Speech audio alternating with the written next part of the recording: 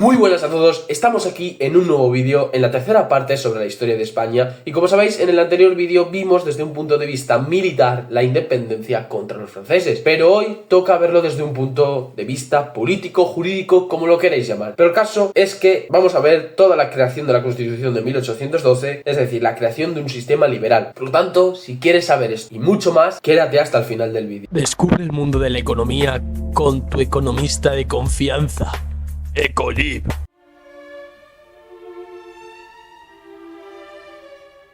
En primer lugar, tenemos que tener claro que desde el principio de la contienda se diferencian dos tipos de ideología. Por una parte tenemos a los afrancesados, que son los que están a favor de la corona de Fernando I. Si no recordáis mal, Napoleón había concedido la corona a su hermano. Por lo tanto, en España ahora el rey era este. Los que pertenecían a este grupo eran los intelectuales, los funcionarios y los nobles. Y cosas a destacar que llegaron a hacer fue la firma de los Estatutos de Bayona, que bueno, que esto seguía concediendo amplios poderes al rey, pero reconocían algunos derechos para la sociedad de aquella época y encima la igualdad ante la ley. Por la otra banda ideológica tenemos a los patriotas, aquellos que seguían defendiendo el trono de Fernando VII y que no querían que un francés les gobernara. Por lo tanto, este grupo estaría conformado por absolutistas, liberales e ilustrados. Estos, su forma de organizarse tanto política como militarmente, serían a través de las juntas locales y provinciales. Pero para organizar estas juntas locales y provinciales crearon la Junta Suprema Central o la Junta Suprema de España y de las Indias. Y ahí declararon formalmente la guerra francesa. Esto no hace falta aprender solo al pie de la letra. Lo único que tenéis que tener claro es que surgen dos tipos de ideología. Por una parte, los afrancesados y por otra parte, los patriotas.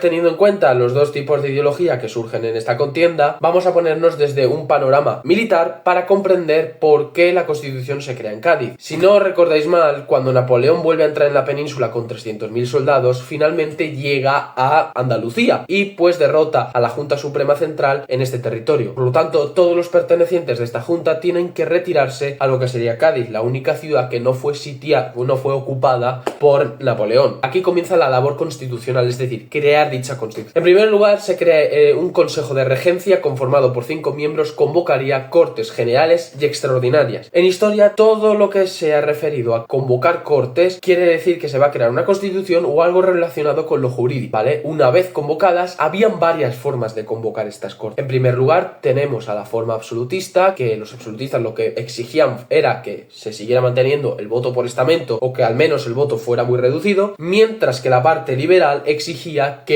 el voto fuera por sufragio censitario universal indirecto. Finalmente ganaron los liberales porque dentro de estas cortes habían más representantes liberales que absolutistas. Otras cosas a destacar son que dentro de estas cortes los tres tipos de ideología de qué forma querían que el poder se rigiese en la península. En primer lugar tenemos a los absolutistas que defenderán que el poder de la nación tenía que pertenecer exclusivamente al rey. Después los moderados decían que la soberanía nacional tenía que ser compartida con el rey entre las cortes y el rey. Y los liberales defenderán que el poder nacional, es decir, la nación, debería ser totalmente exclusivo del pueblo.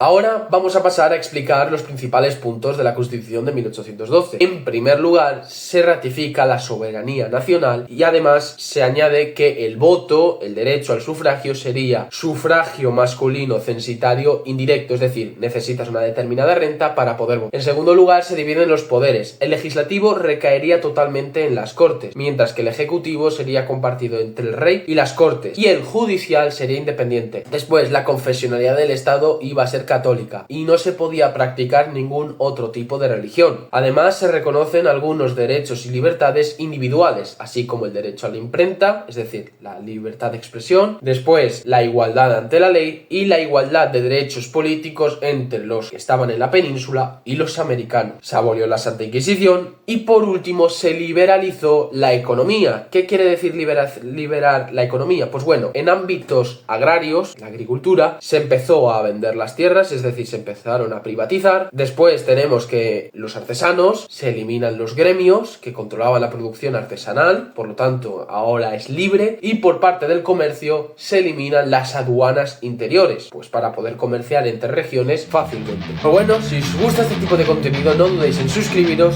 darle a like y sobre todo activar la campanita para no perderos ninguno de mis contenidos. A ver si ya llegamos a los 100 seguidores.